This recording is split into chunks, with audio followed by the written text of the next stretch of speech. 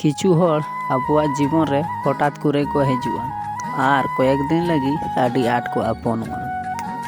मिट्टी समय मने हुआ जे उनी छाड़ा चेद होगे बाई कल्पना दाड़ेया कना और मिट्टी समय मने हुआ जे उनी छाड़ा बांचाव तहे दो आडी गे मुश्किल गिया। उनी हर निये कथा जखने बुझेव नाम तमाय जे आबेन उनी छाड़ा चेद होगे बाबिन चिंता भावना दाड़ेया तखन गे उनी हर आबेन अवहेला शुरुए।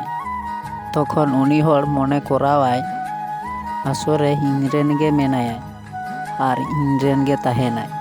इन जहाना इन मेन रेहो और जहाना इन करा रेहो और जतोñ अवहेलाय रेहो इनरेन गे तहेनाय। जहाय जस्तीम दुलाड़िया उनी दो तीस रेहो मने रेना कथा आलम मेताया। जस्ती बुझे लेखान गे आबेन अवहेला शुरुए। हम दुखेम नाम समय रेम रागा।